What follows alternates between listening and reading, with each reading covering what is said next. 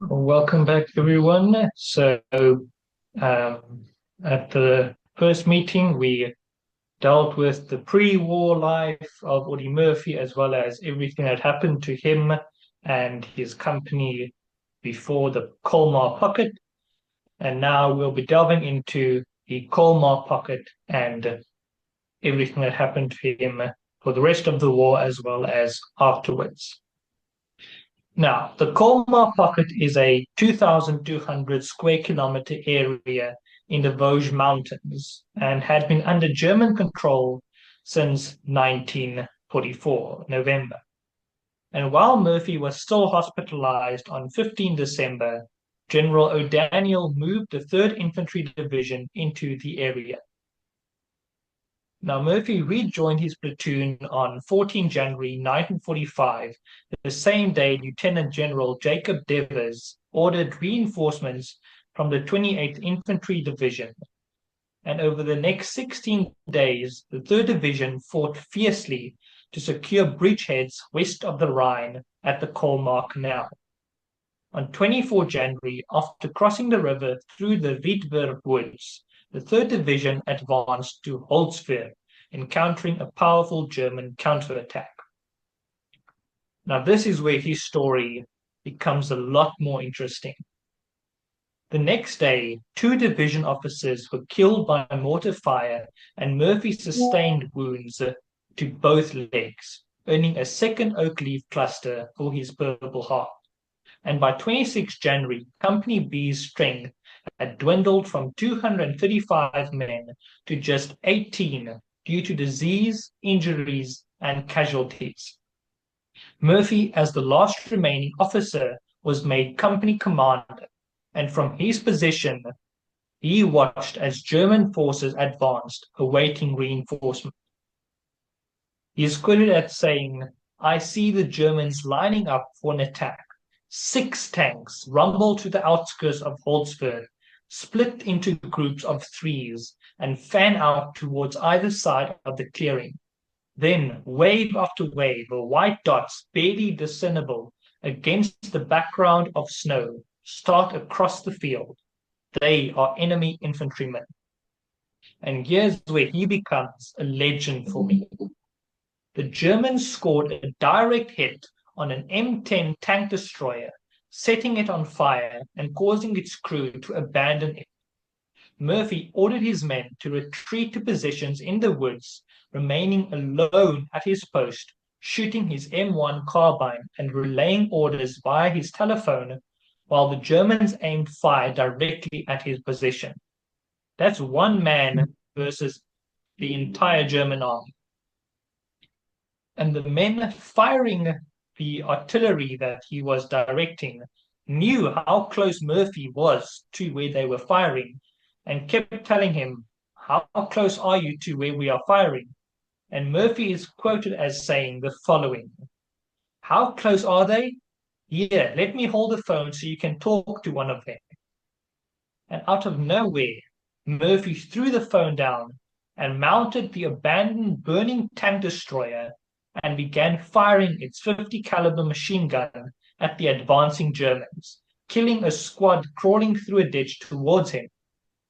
For an hour, Murphy stood on a burning tank, returning German fire from foot soldiers and advancing tanks, during which he sustained a single injury, and that was a leg wound. He stopped firing only after he ran out of ammunition. Moments after sliding off the tank exploded. He rejoined his men with complete disregard for his own wound, leading them back to successfully repel the Germans. Only afterwards would he allow treatment of his leg wound, and still insisted on remaining with his men. While standing on that burning tank, Murphy killed and wounded 50 German soldiers. And there are 2 eyewitness accounts to this attack that was recorded. The first being Private Anthony V. Abramsky, and he said, "It was like standing on top of a time bomb. He was standing on the TD chassis, exposed to enemy fire from his ankles to his head and silhouetted against the trees and the snow behind him. The next one from Sergeant Elmer C. Brawley stated, during his indomitable one-man struggle, Lieutenant Murphy broke the entire attack of the Germans and held hard-won ground that it would have been disastrous to lose. Murphy is quoted as saying, as if under the influence of some drug, I slid off the tank destroyer and without once looking back, walked down the road through the forest. If the Germans wanted to shoot me, I would let them. I am too weak from fear and exhaustion to care. He wrote this in his book, To Hell and Back. And for this action, he was promoted to first lieutenant on 16 February, and the 3rd Infantry Division received the Presidential Unit Citation for its actions, earning Murphy an Oak Leaf Cluster for his previous award at Montelimar. Brigadier General Ralph B. Lovett and Lieutenant Colonel Hallett D. Edson recommended Audie Murphy for the Medal of Honor for his heroic actions at Holzberg, which was officially confirmed on 24 May 1945. On 2 June, near Salzburg, Austria, General Alexander Patch presented Murphy with both the Medal of Honor and the Legion of Merit, recognizing him as, quote, the most decorated American soldier in World War II. When asked about his actions that day at Volksmeer, Murphy simply stated, they were killing my friends. And here's 3 more photos taken that day in Austria with the Medal of Honor and Legion of Honor on his neck and a jacket. Now, Murphy earned every American Army Combat Valor Award available during his service, including the American Campaign Medal, European African Middle Eastern Campaign Medal, with 9 combat campaign stars, and an arrowhead device for amphibious landings in Sicily and southern France, the World War II Victory Medal, and the Army of Occupation Medal with Germany clasp. And this is a picture of the case in which every single one of his medals is housed in his hometown. That's a lot of medals. Now, here's some more awards for him. France awarded Murphy the Croix de Guerre with Silver Star on 16 April 1945, presented in Dallas on 15 September by Brigadier General William Albert Collier. And in a Paris ceremony on 19 July 1948, General Jean de Latre de Tassigny awarded him the Legion of Honor, the Croix de Guerre with Palm, and the French Liberation Medal. Belgium also honored him with the Belgium Croix de Guerre with 1940 Palm on 10 December 1955. Additionally, the 3rd Infantry Division received the French Croix de Guerre with Palm as a unit award, granting all members the French Fourragère.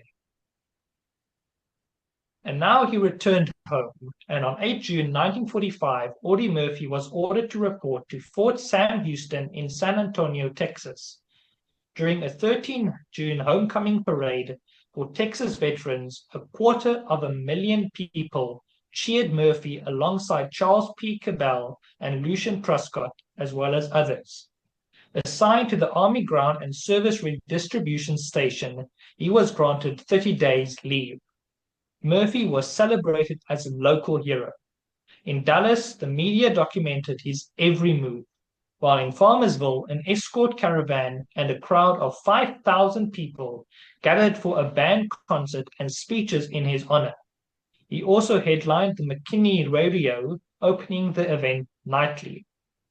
The 16 July issue of Life magazine brought him national attention, featuring him on the cover as most decorated and following him to a birthday party, his first civilian haircut since 1942, and visits with friends and family. During his leave, Murphy considered enrolling at West Point, to pursue a military career. This was encouraged by military leaders such as Alexander Patch and with support from Speaker of the House Sam Rayburn. Murphy hesitated, though, due to concerns about passing the physical exam. He also considered Texas A&M University, but ultimately chose to pass both of them. On 21 August, Murphy was awarded a belated Good Conduct Medal, and on 21 September, he was honorably discharged with the rank of First Lieutenant and a 50% disability classification, transferring to the Officers Reserve Corps. After returning from World War II, his story becomes very sad. He'd started to exhibit clear signs of PTSD, or then known as combat stress, evident to family and friends. He suffered from recurring nightmares, often calling out to soldiers from his past battles, and experienced vivid waking flashbacks that froze him in relive battlefield moments. Any sudden sound triggered defensive reflexes, and he slept with a loaded pistol under his pillow.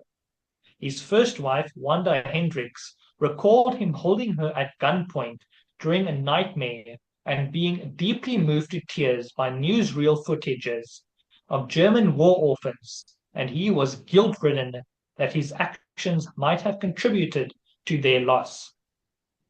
Murphy's struggles included violent outbursts, such as punching a motel room wall until his fist bled during a 1952 publicity tour. But despite these evident symptoms that something was wrong with him, the military offered little beyond sleeping pills. Briefly, Murphy found solace in writing poetry, including The Crosses Grow on Anzio, published into Hell and Back under the fictitious name of Kerrigan. In the mid-1960s, Murphy became addicted to Placidil and locked himself in a hotel room for a week to overcome his addiction. His close friend David Speck McClure remarked that Murphy never truly recovered from the war. Determined to help others, Murphy spoke openly about his struggles to raise awareness of combat-related stress among veterans of the Korean and Vietnam Wars. He urged the government to study the emotional impact of combat and advocated for expanding veteran administration benefits to include treatment for PTSD, championing support for his fellow veterans. And he is quoted as saying, "After the war, they took army dogs and rehabilitated them for civilian life. But they turned soldiers into civilians immediately and let him sink or swim." Now, here is a picture of Murphy and his two sons, Terry and James, both of whom are still alive today. And they are his sons from his second wife, Pamela Archer, who he married a few months after his divorce with Hendricks. And this is where his story sadly comes to an end. On the morning of May 28, 1971, an Aero Commander 680 Super departed DeKalb Peachtree Airport in Atlanta, Georgia, from Blue Ridge Airport for Blue Ridge Airport in Martinsville, Virginia, as an unscheduled passenger air taxi flight under VFR. The pilot, having determined the weather was suitable for visual flying, filed no flight plan. The aircraft departed at 9:10 a.m., and as the flight progressed, weather conditions worsened. At 11:30 a.m., witnesses in Galax, Virginia, saw the plane circling in approximately 150 feet above ground, attempting to land on a highway, but failing. After flying at treetop level over Galax, it headed west towards Blue Ridge Mountains. And at 11:49, the pilot contacted VAA Flight Service Station in Roanoke, Virginia, reporting intentions to land there. And at 12:08, the plane crashed into Brush Mountain at 2,700 feet, while flying at high speed in level flight towards the Roanoke Wartak Beacon. The heavily wooded slope and post-crash fire destroyed the aircraft, killing everyone on board. Audie Murphy was 45 years old when he died in that crash. To honor him, the Texas state legislature ordered flags on state buildings flown at half-staff, and in his hometown of Farmersville, Texas, a memorial service sponsored by the Thomas Glenn Caraway Post of the VFW saw local businesses close for an hour in tribute. His eulogy at the Hollywood Hills service was delivered by an Army chaplain and attended by 6 Medal of Honor recipients, General John W. O'Daniel, and several 3rd Infantry Division veterans. Even though Murphy had become a critically acclaimed Hollywood actor, only a few Hollywood celebrities were present. And on 4 July, Sacramento canceled its annual Independence Day parade, where Murphy was to have been the Grand Marshal, replacing it with a memorial service. He was buried with full military honors at Arlington National Cemetery on 7 June. The U.S. Army Band led a procession of black horses, pulling his flag-draped casket from Fort Myer Chapel to the cemetery where he was buried. Now, before I end off this presentation, I want to mention 3 things. Obviously, Sabaton made a song about Audie Murphy titled To Hell and Back. And finally, I mentioned he wrote his memoir, To Hell and Back, which I have a copy of. And this was about his time in war. And even more legendary for me about him is in 1950, he portrayed himself in a film adaptation of his memoir. And I've watched it a million times, and it's one of the best films I've ever watched. And I will end off tonight with the reading of Audie Murphy's most famous poem, The Crosses Grow on Anzio. Oh, gather round me, comrades, and listen while I speak of a war, a war, a war where hell is 6 feet deep. Along the shore the cannons roar. Oh, how can a soldier sleep? The going's slow on Anzio, and hell is 6 feet deep. Praise be to God for this captured sod, that rich with blood does seep. With yours and mine, like butchered swines, and hell is 6 feet deep. That death awaits, there's no debate, no triumph will we reap. The crosses grow on Anzio, where hell is 6 feet deep. Thank you very much.